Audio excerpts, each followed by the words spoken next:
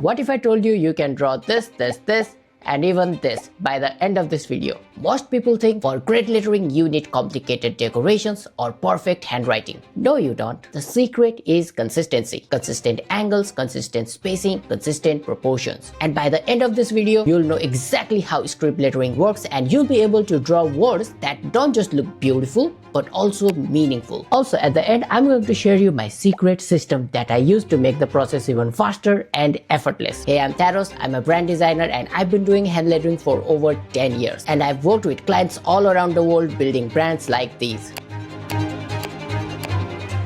Client comes to me because they want a logo that actually feels handmade. In fact, I recently got a DM saying they wanted to work with me specifically because I create everything by hand, and that branding project was worth more than $3,000. The reason is brand wants to look unique, not generic. They don't want a logo that anyone can make by downloading a font. They want something with personality, character, something that feels genuinely theirs. But hand lettering can be frustrating because you might not know a lot of the rules, so you redraw the same letter 50 times and something will still look off. Well, that was me when I started. And I don't want you to pull your hair out like I did, so I'm going to teach you everything I wish I knew when I was starting out. Okay, enough talking, let's start drawing.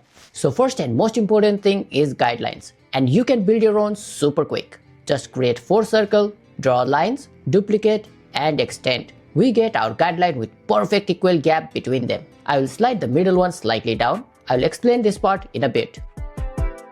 Next, slant angle. It determines the tilt of your letter.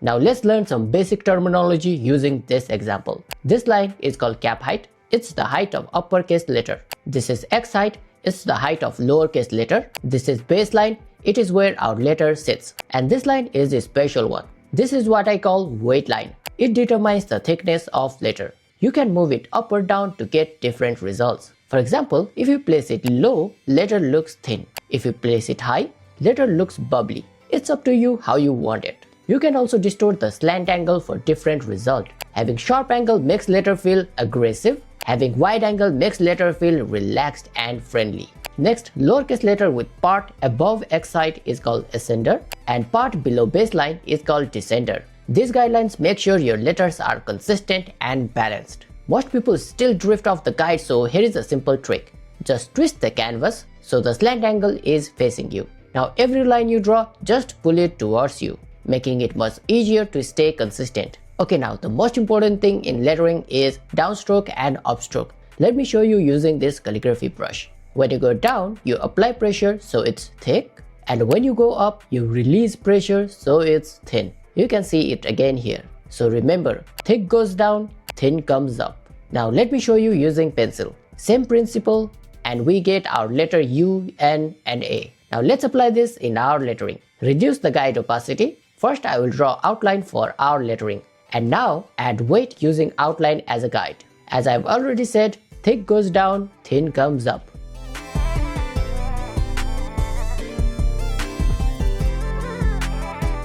Make sure there is this triangular gap, or we call it peak here. It makes sure connection has a space to breathe. And also make sure the connection is smooth between letters. Make sure weights are consistent. Also, the uppercase letter has slightly thicker weight compared to lowercase letter. Its weight line is also slightly higher, so keep that in mind. Now I want you to focus on A. Even though these both parts are touching guide, the flat part looks slightly higher than curved part. It means we have to do some optical adjustment. Things that look perfect on the grid but needs to be tweaked visually so everything looks balanced to the eye. For example, curves needs to extend slightly beyond the guidelines to look visually equal to the straight shapes. It's called overshooting. Let's do overshooting to our lettering. Another optical adjustment is gap between letter, or we call it kerning. For example, the space between letters changes depending on the shape. 2 straight lines have wide gap, a straight line and a curve has medium gap, and 2 curves has the tightest gap. So gap between these 2 straight lines will be wider, and gap here between curve and straight line will be tighter. Another one is right arm of H is slightly tilted to close this gap. You can see the difference here. Lettering isn't really about drawing letters, it's about creating balance between letters. Okay, this one is most people don't know about. So in connections like this, the lower part of letter is slightly chopped off so there is enough space to breathe for the connector. And we get our lettering. Now let's add some spice with flourishing.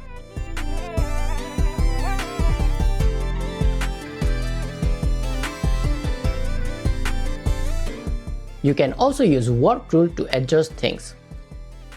Okay, now I want you to focus on this part. When you overlap one stroke with another, you have to follow some rules. Let me explain with this example. Thin overlap thin is good. Thick overlap thin is good. But thick overlap thick is not good.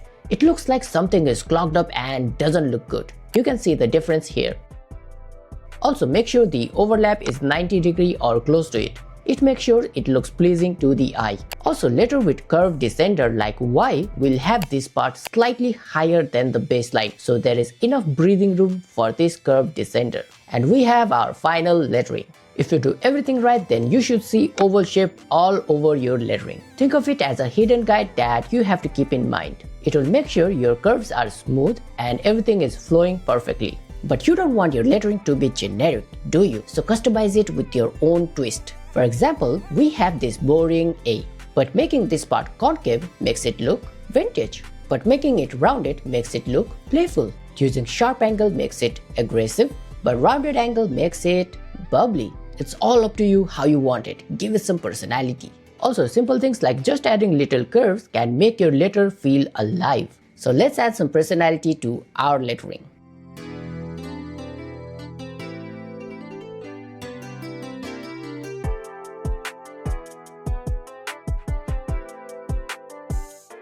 If you look closely, I'm trying to fill this gap with this part, almost like fitting a puzzle piece. I'm doing the same thing here, here, here, and here.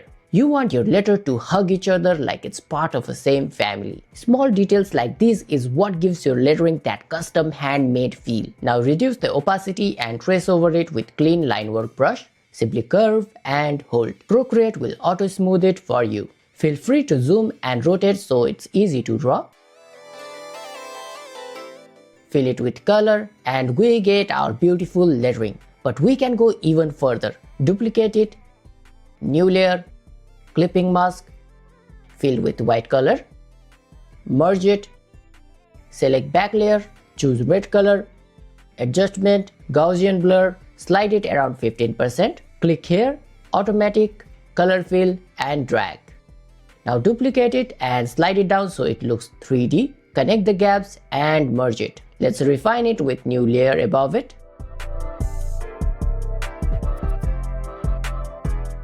And done. So as you can see, there are a lot of rules and adjustments to think about while drawing lettering, and making those tiny decisions again and again can sometimes get frustrating. So instead of guessing all of that over the years, I have created a simple grid system. It handles all those boring decisions and make my process even faster and effortless. Let me show you how.